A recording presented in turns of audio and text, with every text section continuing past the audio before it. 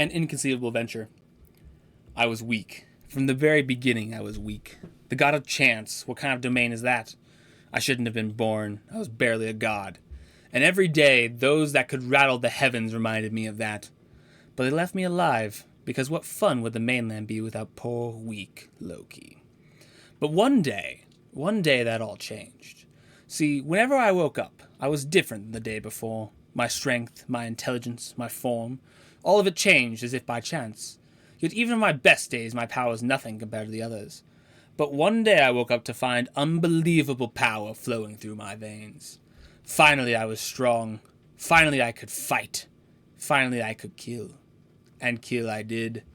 From morning to evening I soaked my hands in the blood of the gods. Everyone that made fun of me, everyone that had been stronger than me, well, I made sure to have the last laugh. And as the light of the evening faded on the war-torn and scorched land, I used the last ounce of my power and rested in the high chair of the Divine Council, finally content. But satisfaction is always so short-lived. In a time the land regenerated and forgot about my wars, and I found myself the ruler of a desolate paradise I could not escape. For the first few centuries, I contented myself with grand feats of construction. I made magnificent palaces, gardens, and the like. But once I'd accomplished everything I'd ever dreamed of, it all seemed so empty. So I took up the task of managing the creature of the realm, and, to be sure, it maintained my interest for a time. At first I was a benevolent goddess, using my power to bring about the prospecting nations and joy to the echelons. But soon the creatures that lived there came to expect my benevolence. It was as if I was some vendor selling goods in exchange for gratitude. And so I decided to play the devil. And for a time, that too was entertaining. The despair, the horror, the blood, was refreshing in a way.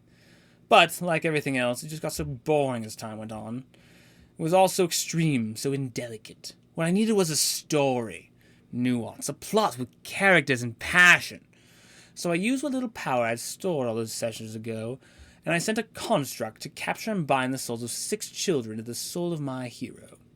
But, like any good story, I also placed a traitor in their midst, a little girl who naively trusted me, and who I set the task of utilizing great power that had been stored in the creature of the realm, if by some miracle she could set me free from my heavenly prison. Of course, I had little faith it would succeed, but if worse came to worse, the betrayal of her friends would still be entertaining. So I placed my heroes in an academy and provided them by means of a teacher I had subjected to my bidding. There they encountered many trials and grew into fine adventurers. Occasionally they surprised me, as when they, without any desire for monetary gain, sought to aid an old widow from some pesky badgers. Other times they impressed me, for instance when they solved what I thought would be quite a difficult puzzle for such meager creatures. But most often they enchanted me, as they came to regard each other as more than allies, but even friends. I was riveted, what more can I say? But then the time came, like all good stories, that the one I had created was reaching its close. I'll admit, I expected them to die valiantly, but yet again they surprised me and were quite creative in the methods of victory. Yet what came after I hardly could have hoped for. For my little traitor cast a summoning spell, and I actually began to feel myself being pulled toward the creature of the realm.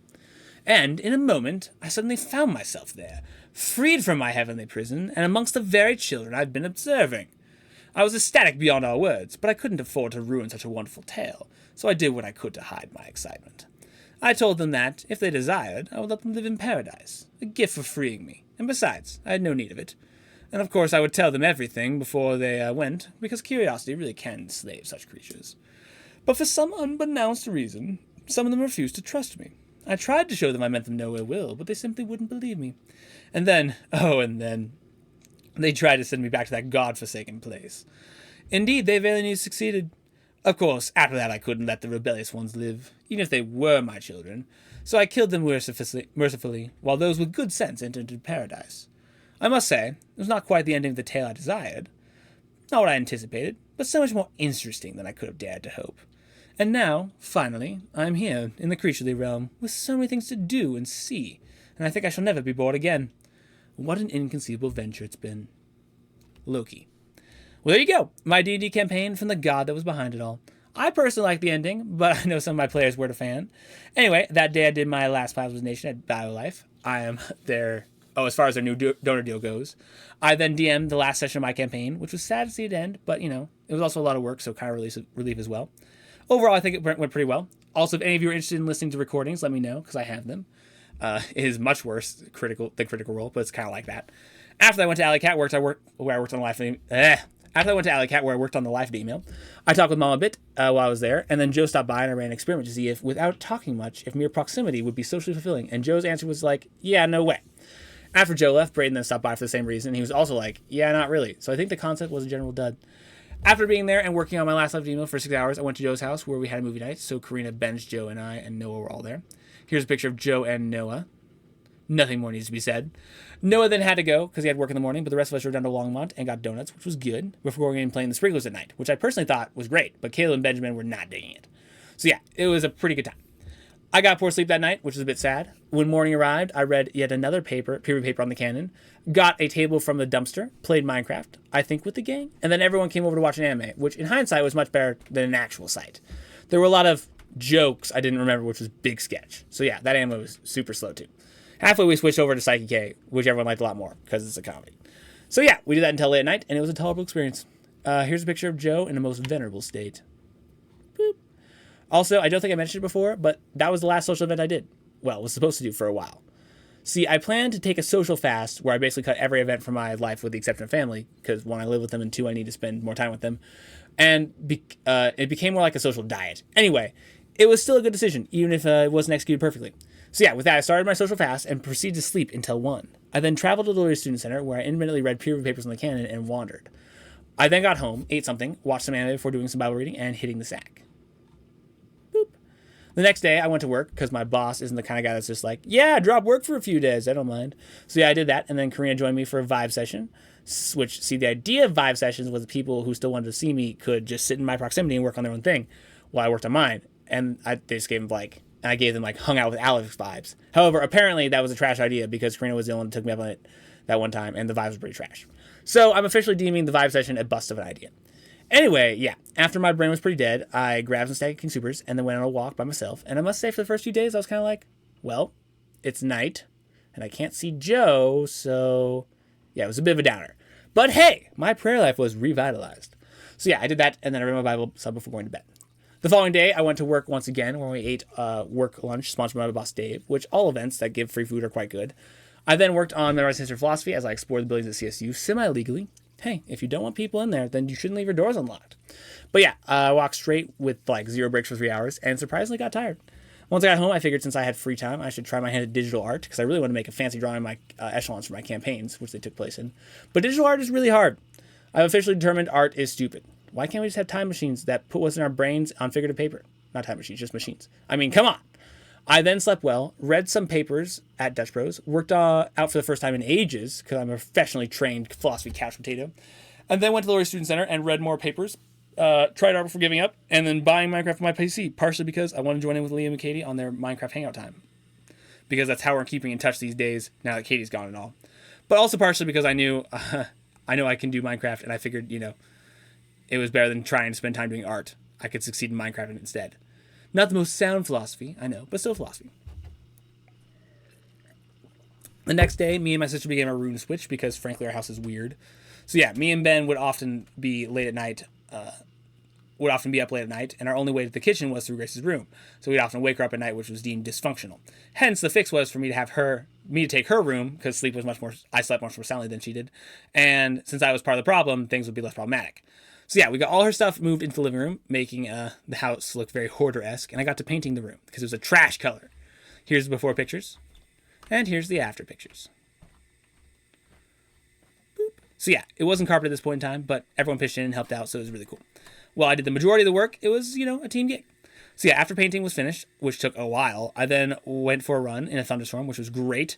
After that, me and Grace drove to Horsetooth and watched a lightning storm before waiting for our life as a torrent of rain fell upon us. Finally, that night, I watched Violet Evergarden movie, which was trash, so don't bother. Even though I know it probably wasn't, on your to-do list. The following morning, I woke up early, for me, because I needed to get to my room carpeted before a required D&D session, because you see, I had committed to play in Neo's Clone one-shot ages ago, and it just so happened to be during my life fast, which was unfortunate, but he had already planned around my attendance and was expecting me, so I couldn't well miss it. So yeah, I barely made it in time, but I did it. I then dragged my sleep-deprived self out to be a clone, which, like most D&D sessions, took a while, but it was good. I was a sniper and had some pretty great moments early on. So yeah, I did that, and then when I got home, I played some Minecraft. Oh, and I suppose it should be mentioned that during that time, Neo and John convinced me to attend Sunday as well because my character was integral to the next sessions in the campaign. So begrudgingly, I broke my fast for a second time and agreed. So yeah, the next morning I woke up, joined in on a D&D session, spent a large part of the day trying to sort out my new room, and then I did go on a run, but my times have been trash as of late. Not an impressive run. Before playing Minecraft for a while, then hitting the sack.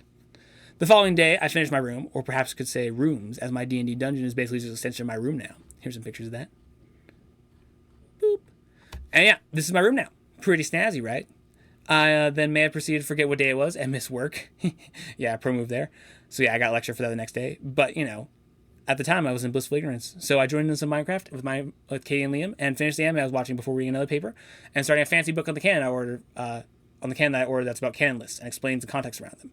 It's pretty dense. I've taken quite a few notes thus far, and it's also really good. That night, I went rollerblading at City Park, and there happened to be this car with the word security written in big letters on it that pulled over this group of people. And from what I could gather, as I rode by, was basically enforcing a park curfew, because you're not supposed to be there after midnight? I don't know.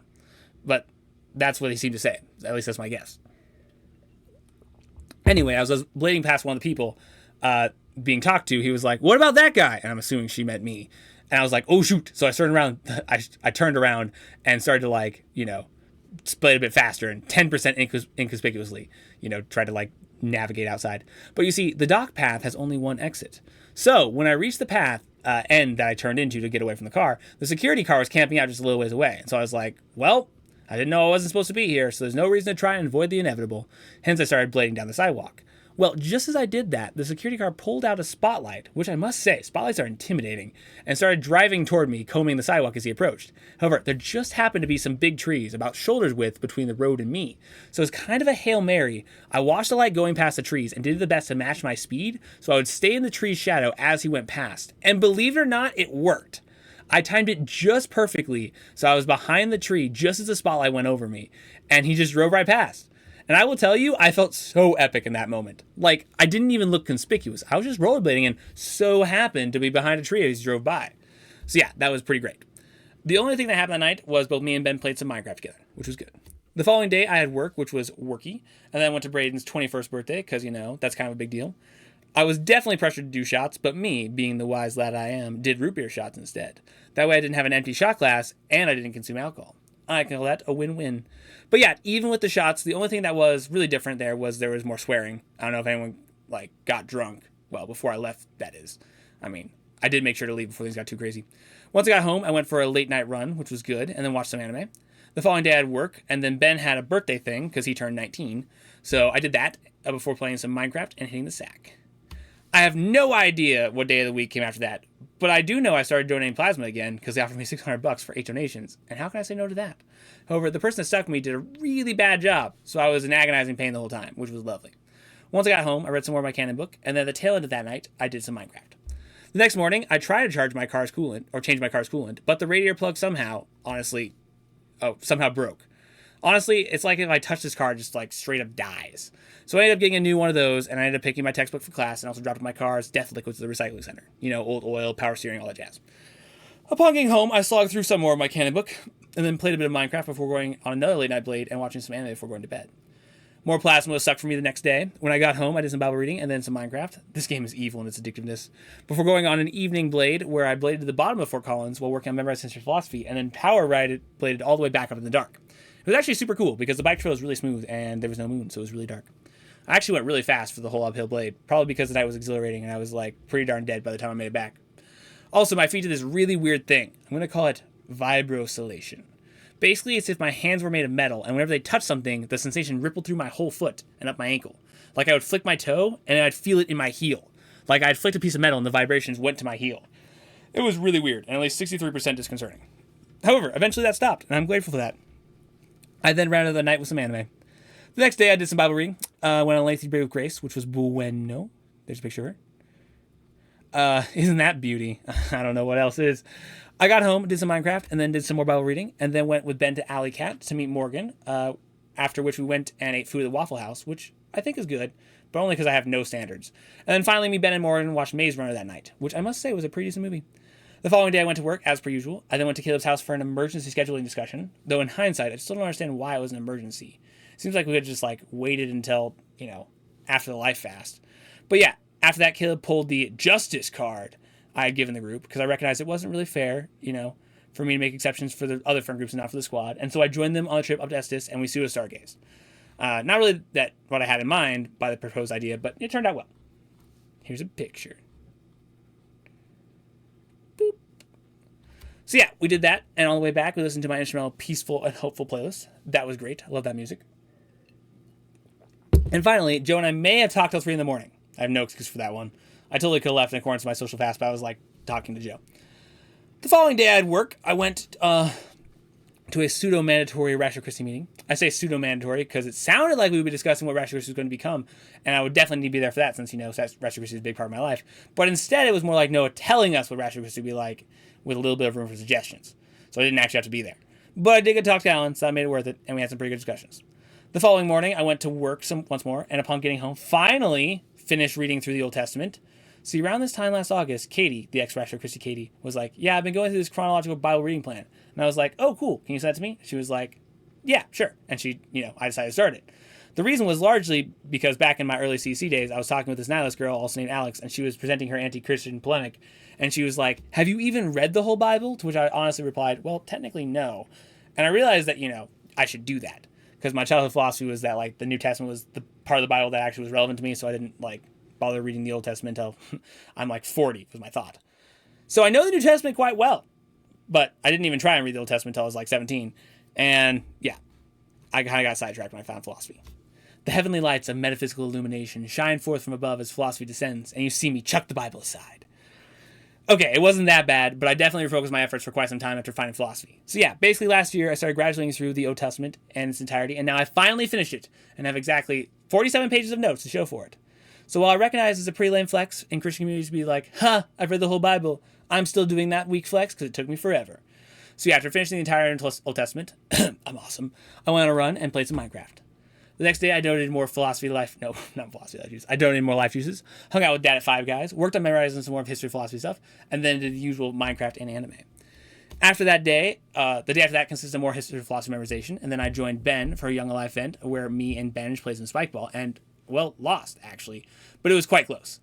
After that, I watched some anime, worked on some more history, philosophy, memorization, and then watched some anime with my bro. The next day, I donated plasma, which was extra death because it was the beginning of a series of unfortunate events as far as my arms go. Apparently, my left arm has become... Sorry. So much talking. Apparently, my left arm has become significantly hard to stick with a needle properly. Because 4 times out of the last 3 they tried to stick me and missed. And then 5 unsuccessful, and might I say painful adjustments later, they switched over to my right arm, which of course is much more inconvenient to have that arm capacity because it's, by far the more useful arm. Anyway, I encountered a taste of death before they managed to stick the needles in right. So, yeah, they did manage to get it, eventually. After that, I joined my family, minus Ben, on a drive to the Wade's new cabin, wherein I basically I was maximally bored with only music and my history of philosophy memorization to keep me entertained. Hence, I did a lot of history of philosophy memorizing. At this point, I'm pretty darn solid all the way through Arabic philosophers. And I also listen to music. Here's a pick. So while most of it was meh, at best, I did have a mini workshop session in a field, or a mini worship session in the field under the stars, and that was good. Though it was cut short by one of the neighbors who actually lived a fourth of a mile away, searching the field with a spotlight because the sound actually carries stupidly far. Hence, it was prematurely cut short. So yeah, the next morning was more of the same until we finally left. And I must say, when you've basically got no one to talk to or no internet or any games, time can move incredibly slowly. So it felt like actual ages before we even, left. And it was just a day and a half. However, I did get to have a conversation with my mom and my Aunt Becky about Catholicism. Both are ex-Catholics, so that was at least 27% good.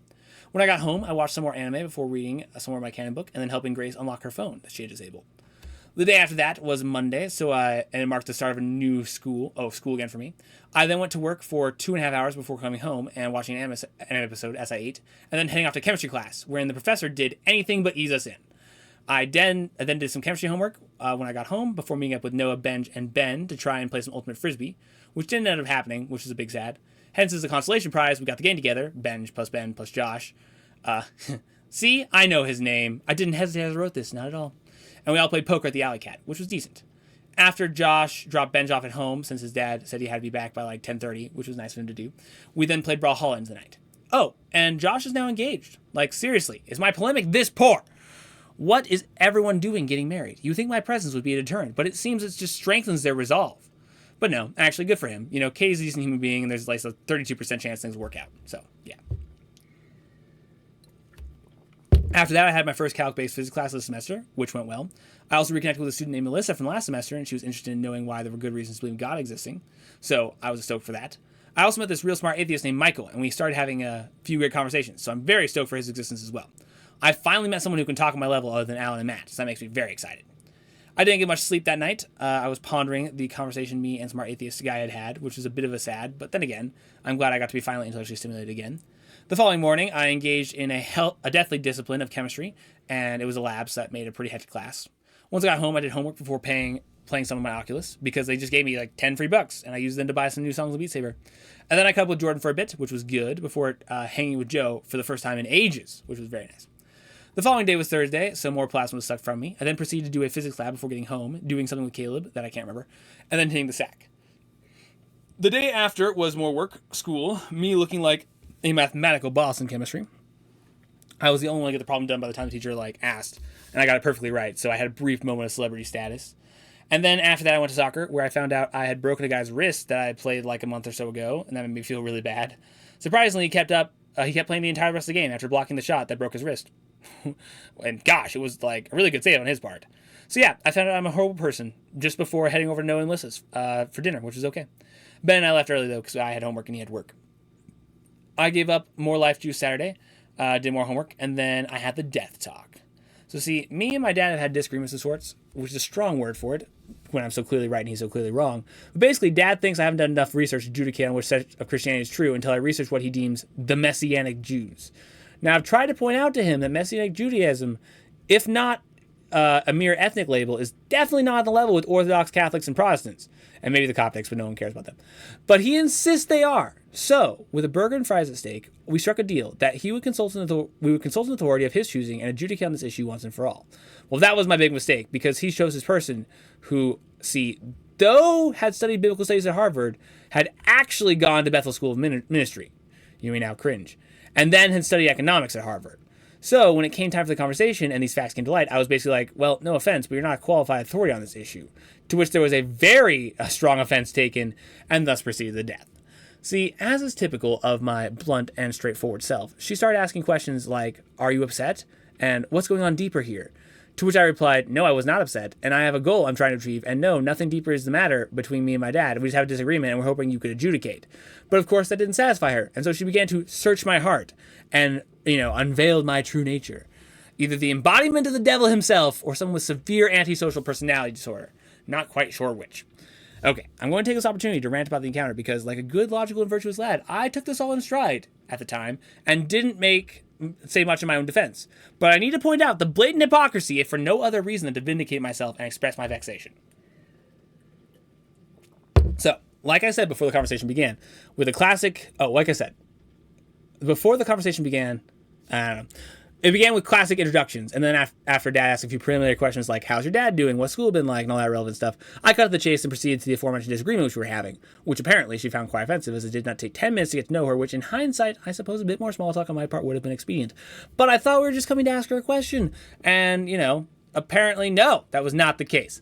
Thus she started the aforementioned heart searching, at which point, I confess, I reacted in a non-optimal way.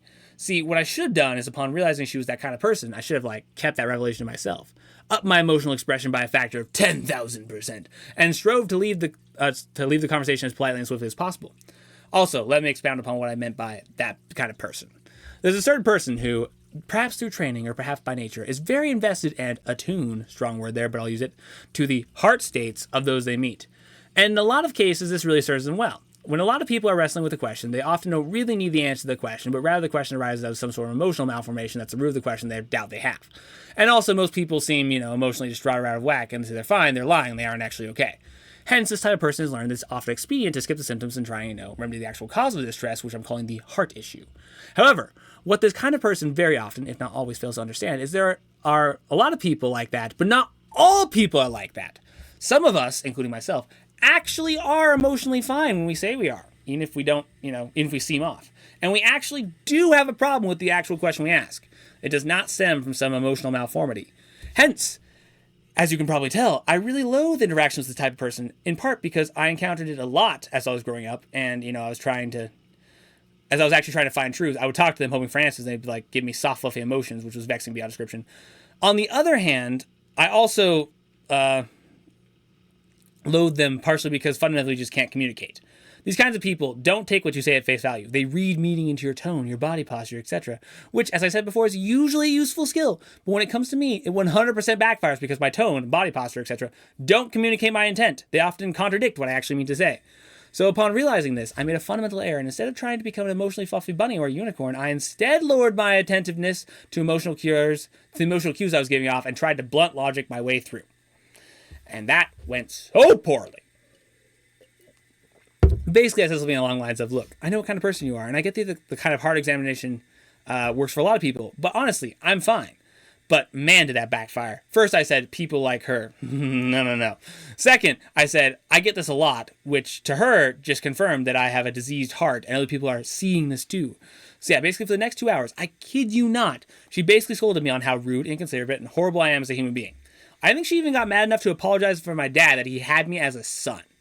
So yeah, as far as rudeness goes, I say you're like the charismatic I know. I say something like, you're like the charismatics I know. And she says something like, I'm sorry you exist. Ugh, okay. Really, got to point that out because that was very vexing. It's a 2-hour rant. Ugh. Anyway, look at me being 10% virtuous. So yeah, that was basically the desk conversation. I got out of it by basically leading her to come to the conclusion that I had some sort of inability to know what rudeness was, which honestly is true in a sense because I actually don't get why me saying, I've encountered your kind of person before is rude. Thus, ceasing to think I was a child of the devil, she became more compassionate as I was merely a diseased human being who couldn't help it if he sounded defensive, which again is kind of true except for the disease part. So yeah, that ended, and I accidentally made at least one, probably two, because our friend was also listening in, enemies for life, and the whole experience really impressed upon me that I really should try and come and learn rhetoric. See, normally, I see that kind of person and I walk in the opposite direction as fast as I can. But, as the situation made apparent, sometimes you can't so easily escape, and it would probably be a good idea to gain some coping skills should I ever be forced to encounter such a person again. So yeah, I learned something from that experience, and it was still death. Anyway, after I got home, I played some Minecraft before Noah came over. We indulged in some Caesar salad and then drove up to Horsetooth Reservoir, where I explained the core aspects of Thomism to him. I think he got it all. We'll see. But either way, he learned fast, and I was personally quite surprised at how easily things were to understand once you had figured all the nuances out for yourself. So yeah, I'm excited. Noah's actually starting to care about philosophy, and he's excited to learn about Thomism, so that's actually the best. The next day, I did homework for going to D&D at Neo's, as per usual, and did B-Stud before playing Smash Bros. Into the night. Monday night, Caleb was in Hawaii, so Joe and Noah and Ben, by osmosis, drove up to the place I knew, and we stargazed for a few hours, which was awesome. Gotta say, soaking in the stars is a pretty great practice. It's like my top 10 favorite things to do, personally. So yeah, I sat there and probably stargazed while Ben, Noah, and Joe all talked. They were kind of like, Alex, you should say something. But I was enjoying the vibe, and I recognize I often dominate conversations, so I figured I would give them the choice to take the conversation where they will for once. So yeah, that was pretty great. It ended because Ben had a craving for some food, and so I went down, and he sponsored us getting a snack. He let me get sushi, which was magic.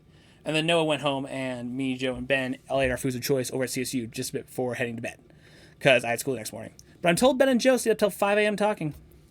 So yeah, the next day was Tuesday. I went to work, did homework. I went to school and all that jazz. But as far as the as original things go, I did talk with Michael, the really smart guy I talked about earlier, and that was the essence of beauty. We just walked and talked as Rashtrikristi happened. The next day was work, school, and then a chemistry lab, which was approximately 8% death. But the really big sadness of that day was Melissa bailed on our philosophy talk, which I was really stoked to do. So yeah, hope that still happens, but pretty obvious cop-out at the time, so I'm not sure if she's really interested. Anyway, when that didn't happen, it gave me some unexpected time to do homework, which I did, as well as a chance to catch up with William, which I also did, and that was good. We had a conversation about Calvinism. He's one of those, and he brought a good rebuttal to one of my positions, which I found informative. But yeah, it was a good talk. After that, I hung out with Joe, and we took a walk around Split Creek Trail, which was bueno. Joe is getting pretty knowledgeable, so talking to him is nice because I rarely have to explain things anymore. Though we still argue for stupid things like Goffs, Cartesian dualism. So yeah, did that. Next day arrived. I gamed up my life juices, went to a physics lab, did homework. Then Michael and I went stargazing at the aforementioned spot up in the mountains. He didn't dig as much, but, I did it, and I still thought it was an enjoyable experience. We had some good conversations, so I'd call it an overall win. The following day, I did more physical labor, went to school, played soccer with the usual squad, and then went stargazing with Brayden. I know, a lot of stargazing, but it doesn't get old. And he loved it so much that I think that I found my new stargazing partner. So yeah, once again, just a really good time. After we got back, I went over to his house, and we played some Smash Bros. In the night, which was fun. The next day, I worked on fixing my car, because my brakes were making a grinding noise. And I checked it out, and it turns out one of the bolts for my caliper mount had actually fallen out, and the other was really loose, aka my brakes almost fell off. So glad I caught that when I did. But yeah, I guess that's the lesson why you ought always tighten your bolts. Yeah, this may be one of those parts that I replaced and that wasn't bolted properly. Anyway, I got replacement bolts, jacked up my car, and put them in and lowered it back down. In all honesty, it was a really easy fix. So I did that, donated plasma one more time, and my arms got murdered. Plus, the whole experience took like an hour longer than usual. And once I got home, I played a bit of Minecraft and spent like 2 hours trying to find a good anime, because I'd run out. The following morning, people were gone from Southgate, and Sean had invited me to go to Mass, so I joined him. It was better than the Latin Mass, I must say, because I could actually understand things without reading a book, and it was a bit more relaxed. What really impacted me about the experience, though, was how like the service moved Sean. Like he was tearing up just from hearing the hymns and like and singing the Eucharist. IDK. I don't want to be like a waterworks factory, but I definitely do think it's disorder that I'm not really moved by objective beauty. I guess I just admired that he was like responsive to objective goodness around him in a way that I very rarely am.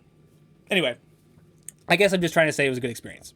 Also, I'm pretty sure at this point that Sean is becoming a Catholic. I'll be honest. I totally didn't like see this coming, as he was always the one that was arguing for Protestants like mere Christianity in the Rational Christianity debates. But something about the Catholic Church has moved him, so I think he's going to be the other side.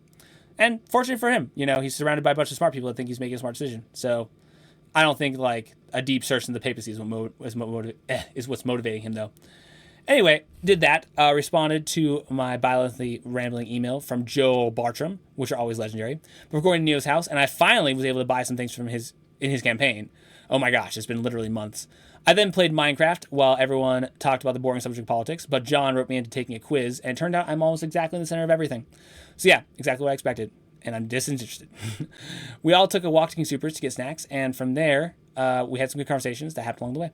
Finally, upon getting back, we played Smash in the Night, and John and Braden almost got so fed up with my arrow spamming.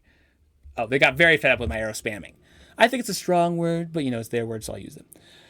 And I left before any action could be taken against me. Next Monday, I felt like trash. I would have stayed home from work, but it was Labor Day. I figured my boss wouldn't believe I was actually sick if I called the day off, especially since he hadn't believed me about things like forgetting what day it was. So I sucked it up and died. Yep, that day at work was the essence of death. But by some miracle, I made it home and to bed, where I got rest. I ended up calling in for class. Like aforementioned, I felt trash. So the rest of the day was basically wasted, though I did get a bit of work done this live email. I felt sick the next day, though I did feel a bit better. I took the days off work and school and decided to get a COVID test just in case. However, it turned out that the nose pregnancy test did indeed reveal I had the disease of death. Oh, as for the nose pregnancy test reference, Ben came up with it, and once he said it, I could totally see it, so I'm adopting it. Here's a picture of my test result. So yeah, upon discovering I had COVID, my life got atom bombed. I entered another life fast, except this time it was government mandated, and I felt like I was a dying meat sack. I did nothing for the rest of the day. So the next day I spent time reading my book on canon and making a ton of notes. I then watched some anime and played my Oculus. And I must say, it's taken me so long to get through this book. I think I've spent 15 hours while I've been sick and only made like 50 pages. And trust me, it's not because I'm a slow reader. It's just every page has so much info. I'm trying to copy it all in my notes and so I can reference it later. It just takes me ages. So yeah, the next day, I felt the worst yet. I licked a bar of soap and couldn't tell what it tastes like, so that quantifies I have indeed lost my sense of taste. I then did a lot of reading, also watched some anime, and then I just tried not to die. The next day, I did absolutely nothing productive. Like as aforementioned, I felt like death. I attended a virtual physics lab, but my brain was so dead I actually got nothing done. Other than that, I finished lab, and that was due that day because my lab partners didn't do their part. This is why group projects suck, by the way, because especially when you're sick. And then I slept and took a lot of baths and watched a movie with mom in bed before heading to bed. Finally, yesterday, I started to feel better. I finally got good sleep and I was able to get a bunch of homework done, so yeah. Starting to reboot and come back to life, so that's good. But my socially isolated day basically consists of reading anime and movies. And finally, that brings us to today. Today, I have absolutely nothing original. Done absolutely nothing original. I read, watched anime, wrote this live email, and that's about it. Thanks for reading, and I'll talk to you all next week.